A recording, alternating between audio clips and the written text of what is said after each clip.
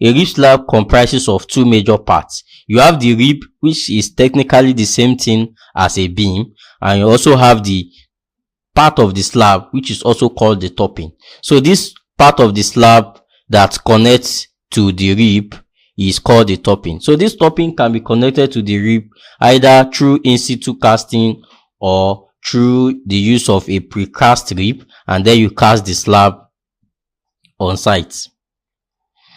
So let's now go to the design criteria you have to consider. So let's talk about the size of the rib and also the spacing. So this image tries to give a general explanation on both the size of the rib and also the spacing. So from this image, the effective size of the rib slab, because this shape is not a rectangular one, so that's why you need to establish the effective size. So the size of your rib is given as BV.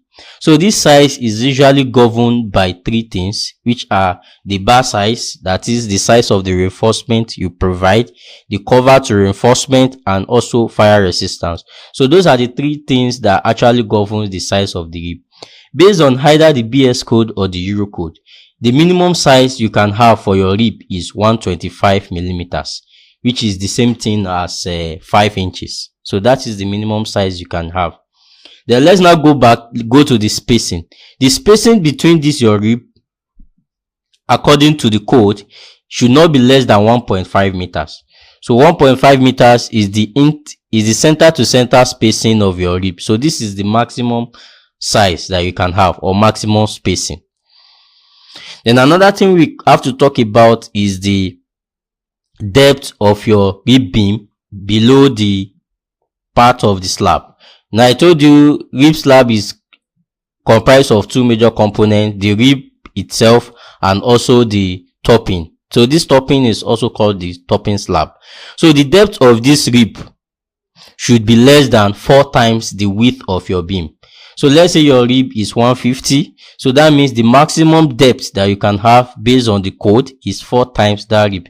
So 150 times 4 is 600. So you cannot have a rib depth minus the topping slab to be greater than 600 in the case of a rib width of 150 millimeters.